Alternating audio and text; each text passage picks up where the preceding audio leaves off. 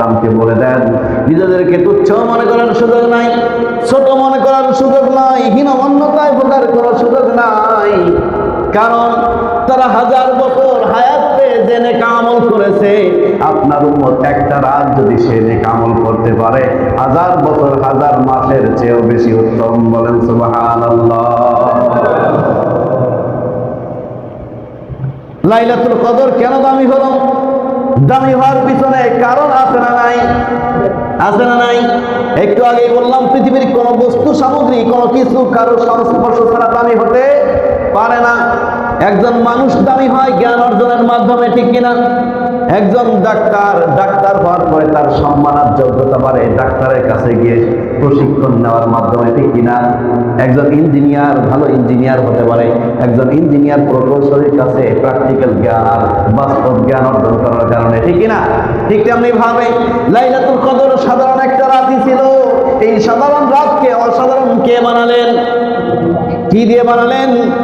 শাহরু রমাদান আল্লাযী উনজিলা ফীহিল কুরআন হুদাল লিন-নাসি ওয়া বায়্যিনাতিন মিনাল হুদা ওয়াল ফুরকান। ও পৃথিবীর মানুষেরা, এই রমজান মাস হলো এমন একটা মাস, যেই মাসে উনজিলা ফীহিল কুরআন, আল্লাহ রাব্বুল আলামিন কোরআন নাযিল করেছেন, কোরআন নাযিল করা হয়েছে। যেহেতু কোরআনের সাথে মাসের সংস্পর্শ লেগেছে, ছোঁয়া লেগেছে, সম্পর্ক হয়েছে, তাই মাস আর সাধারণ মাস নাই, এই মাস মাসের শ্রেষ্ঠ মাসের রাজা হয়ে গেছে। বলেন সুবহানাল্লাহ। এবার পৃথিবীর মানুষ আমরা যারা রয়েছি, তারা একটু চিন্তা করে দেখি, পৃথিবীতে যে জিনিসগুলো প্রকৃতপক্ষে দামি, যে স্থানগুলো প্রকৃতপক্ষে দামি, এই দামি জিনিস আর দামি জায়গা, দামি স্থানের সাথে দামি কোরআনের স্পর্শ লেগেছে। কি লেগেছে? দামি কোরআনের স্পর্শ লেগেছে। মদিনা, আগে মদিনা মুনাওয়ারা ছিল না, ইয়াসরিব নামে একটা দাঙ্গা ফাসাদের জায়গা এরিয়া ছিল। যখন সেখানে পয়গম্বর আরবি সাল্লাল্লাহু আলাইহি ওয়াসাল্লাম হিজরত করে চলে গেলেন, কোরআন যখন সেখানে নাজিল হলো, মদিনা ইয়াসরিব আর থাকলো না, মদিনাতুল মুনাওয়ারা আলোকিত মদিনা হয়ে গেল। বলেন সুবহানাল্লাহ। মক্কা তো দাম এত সম্মানিত ছিল না, মক্কায় যখন কোরআন নাজিল হলো, মক্কা মুআজ্জামা সম্মানিত বরকতময় মক্কা হয়ে গেল। অতীতে লক্ষ লক্ষ পয়গম্বর নবী রাসূল অতীত হয়ে চলে গেছেন, তারা কেউ শ্রেষ্ঠ নবী শ্রেষ্ঠ রাসূল হতে পারে নাই। পয়গম্বর আরবি মুহাম্মদ সাল্লাল্লাহু আলাইহি ওয়াসাল্লাম শ্রেষ্ঠ নবী আর শ্রেষ্ঠ রাসূল হলেন তখন কোরআনের সাথে সম্পর্ক লেগে গেল যখন। বলেন সুবহানাল্লাহ। অতীতের কোন উম্মত শ্রেষ্ঠ উম্মত হতে পারে নাই, কারণ দামি জিনিসের সংস্পর্শ তারা পায় নাই। আমরা আখিরি উম্মত, আমরা কোরআনের সংস্পর্শ পাওয়ার কারণে সাধারণ উম্মত নই, আমরা শ্রেষ্ঠ নবীর শ্রেষ্ঠ উম্মত, ঠিক কিনা? এবার কোরআন যে ব্যক্তির সাথে সংস্পর্শ লাগে, ওই ব্যক্তির দাম বাড়ে না কমে? বাড়ে না কমে? এজন্য আল্লাহ রাব্বুল আলামিন বললেন, চমৎকার করে জানিয়ে দিলেন, ইয়া আইয়ুহান নাস, হে লোক সকল, ক্বাদ জাআকুম মাউইযাতুম মির রাব্বিকুম, অবশ্যই তোমাদের মাঝে এসেছে আল্লাহ রাব্বুল আলামিনের পক্ষ থেকে চমৎকার উপদেশ সম্বলিত একটা গ্রন্থ এসেছে। কি গ্রন্থ? ওয়াশিফাউল লিমা ফিস সুদূর। এই গ্রন্থে এমন কিছু শেফা রয়েছে, আরোগ্য রয়েছে। মানুষ যদি ভালোবাসার সাথে কোরআন পড়তে পারে, কোরআন তেলাওয়াত করতে পারে, কোরআন মানতে পারে, তার অন্তরের যত দুঃখ বেদনা, চিন্তা চেতনা, অন্তরের যত রোগ রয়েছে, সব রোগ থেকে সে আরোগ্য পাবে। বলেন সুবহানাল্লাহ।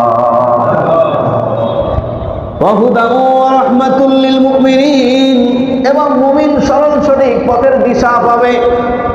আল্লাহর পক্ষ থেকে রহমতের ছায়াতলে সে আশ্রয় গ্রহণ করবে, যদি মাত্র সে কোরআনকে বন্ধু হিসাবে, কোরআনকে গাইডেন্স হিসাবে ধরতে পারে।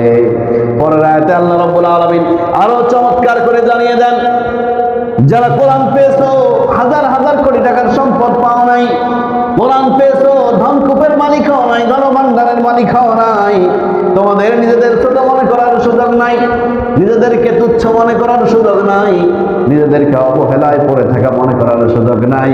কারণ আল্লাহ রাব্বুল আলামিন আল্লাহর হাবিবকে টার্গেট করে বলেন, কুল বিফাদলিল্লাহি ওয়া বিরহমাতিহি ফাবিযালিকা ফালইফরাহু হুয়া খায়রুম মিম্মা ইয়াজমাউন। হে রাসূল, আপনি বলে দিন, বিফাদলিল্লাহি ওয়া বিরহমাতিহি, আল্লাহর পক্ষ থেকে করুণা, দয়া, অনুগ্রহ, রহমত হলো ওই জিনিস। ফাবিযালিকা ফালইফরাহু, গোটা পৃথিবীর মানুষ সম্পদ পেয়ে আনন্দ করে, সম্পদ পেয়ে খুশিতে উল্লাসিত হয়ে তারা খুশি উদযাপন করে। হে রাসূল, আপনি আপনার উম্মতদের বলে দিন, সাহাবায়ে কেরামকে বলে দিন, 1000 কোটি টাকার মালিকের খুশি হওয়ার কারণ নাই, লক্ষ কোটি টাকার মালিকের খুশি হওয়ার কারণ নাই, গোটা পৃথিবীর সবচেয়ে ধনী হয়েও খুশি হওয়ার কারণ নাই, যদি তার কাছে কোরআন নামক দামি জিনিসটা না থাকে। বুঝতে পারছেন কথা? হুয়া খায়রুম মিম্মা ইয়াজমাউন, এ সব কিছুর চেয়ে উত্তম, গোটা পৃথিবীর সব সম্পদ থেকে উত্তম যদি ওই ব্যক্তির কাছে আল্লাহর কোরআন মজুদ থাকে। বলেন সুবহানাল্লাহ। এজন্য আল্লাহ রাব্বুল আলামিন বলেন, তুমি আর কিছু না পাও, কোরআন পেয়েছো, কোরআনের জ্ঞান অর্জন করতে পেরেছো, এজন্য তোমার খুশি হয়ে আল্লাহর শুকরিয়া আদায় করা দরকার। কি করা দরকার? খুশি হয়ে আল্লাহর শুকরিয়া আদায় করা দরকার। সম্মানিত হাজিরিন, এজন্য আজমতে কোরআন অনেক দামি জিনিস। কোরআন যে ধারণ করবে, কোরআনের কারণে তার